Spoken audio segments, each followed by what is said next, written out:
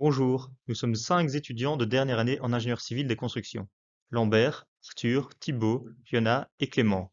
Cette année, le thème du projet de Master 2 consiste à concevoir et calculer des ouvrages de génie civil de type écoduc permettant de désenclaver le bois de Lozelle qui fait une surface de 230 hectares et qui se trouve à la périphérie de Louvain-la-Neuve. Désenclaver, cela veut dire permettre à la faune d'être connectée au territoire rural qui se trouve en dehors de Louvain-la-Neuve afin de préserver la biodiversité. En effet, l'un des facteurs qui impacte négativement la biodiversité est la séparation des espaces naturels par des routes et des villes, et l'un des défis du futur est de reconnecter ces espaces entre eux avec des ouvrages adaptés. Alors, de quelles espèces parle-t-on? Le bois de Lozelle a été classé par la région wallonne en 1994, dont 20 hectares en réserve naturelle, et une grande partie du site a reçu en 2002 le statut Natura 2000. C'est donc un site de grand intérêt biologique qu'il convient de protéger, car il abrite des dizaines d'espèces, comme entre autres le triton, la salamandre, le lézard, la couleuvre, la poule d'eau, le pic-vert, le chevreuil, l'écureuil et divers autres batraciens. Malgré la reconnaissance Natura 2000 attestant de son exceptionnel intérêt biologique, les populations animales sont menacées de déclin car le bois est enclavé, avec au sud la ville de Louvain-la-Neuve, à l'ouest les villes d'Ottigny, Limlet et Limal, au nord la ville de Wavre et à l'est la nationale 4 et l'autoroute E411 qui sépare le bois de Lozelle du bois de Villers situé de l'autre côté de l'E411, mais qui lui est ouvert sur un très large territoire s'étendant au-delà de Chaumont-Gistoux. La seule solution pour désenclaver le bois de Lozelle est donc de le connecter au bois de Villers via des écoducs au niveau de la nationale 4 et de l'E411.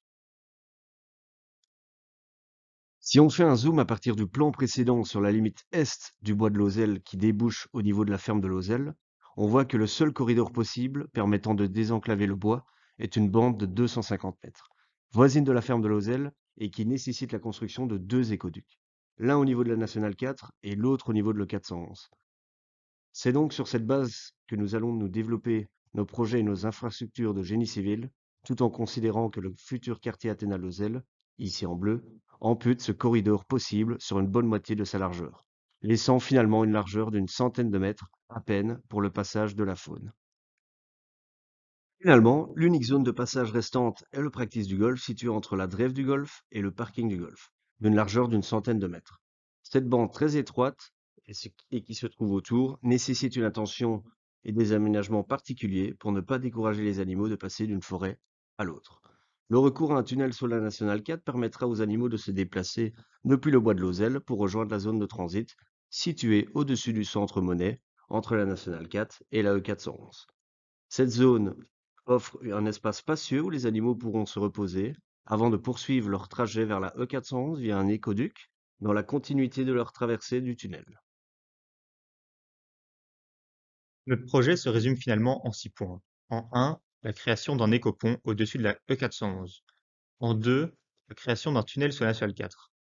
Le choix d'effectuer la traversée sur l'emplacement du practice du golf implique de le relocaliser. Celui-ci pourrait être déplacé derrière le golf, faisant partie du périmètre du site UC Louvain. Cette délocalisation sur des champs actuels permet d'être accessible via une route existante, ceci indiqué avec le numéro 3. Par ailleurs, nous avons voulu tenir compte du futur quartier Athéna-Lozelle. Une légère mise en retrait ou adaptation de ce quartier semble nécessaire, c'est le numéro 4, avec la création d'une zone tampon sur laquelle une tour d'observation, utile aux habitants du nouveau quartier, pourrait être implantée, numéro 5. Enfin, en numéro 6, la route redondante menant au lotissement peut être supprimée afin de permettre le passage des animaux dans les meilleures conditions. De même, la drève du golfe devrait être supprimée sous peine d'effrayer les animaux. En ce qui concerne le tunnel à faune sur la nationale 4, nous avons imaginé un caisson en béton armé. Ce choix présente l'avantage d'être facile à construire dans un laps de temps réduit. Les dimensions prévues pour ce tunnel sont de 12,50 m de large, 3,50 m de hauteur, pour une longueur de traversée de 25 mètres. En ce qui concerne l'écoduc ou l'écopont, nous avons envisagé la construction d'une voûte en béton armé qui surplomberait le 411. Cette structure promet d'être à la fois élégante et fonctionnelle, offrant une portée impressionnante de 54 mètres sans aucune obstruction visuelle, avec une largeur de 30 mètres. La tour d'observation a été stratégiquement érigée aux abords du quartier Athéna-Lozelle dans une zone tampon soigneusement sélectionnée. Son emplacement a été pensé de manière à garantir un accès optimal tout en offrant une vue panoramique dégagée sur la faune utilisant le tunnel. Grâce à sa position en hauteur topographique, elle s'élèvera à 15,30 m, offrant une perspective globale. Son implantation à proximité de la Nationale 4 la rendra visible et contribuera au rayonnement de l'université. La tour sera équipée d'une plateforme accessible via une cage d'escalier. Cette plateforme sera agrémentée de panneaux didactiques permettant une meilleure compréhension et appréciation de la nature environnante et des enjeux de la perte de biodiversité. Afin de mieux illustrer notre projet, nous avons élaboré un modèle 3D intégré harmonieusement à la topographie environnante. Ce modèle permettra de visualiser l'ensemble des structures et de comprendre le déplacement des animaux. Commençons par la tour d'observation, positionnée aux abords du projet Athéna. Cette tour offre un espace de détente et de plaisir pour les amoureux de la nature. Elle marque le début de la zone tampon destinée aux animaux, assurant la liaison entre le bois de Lozel existant et la première structure imaginée, le tunnel à faune passant sous la Nationale 4, que nous pouvons voir dès à présent sur notre droite.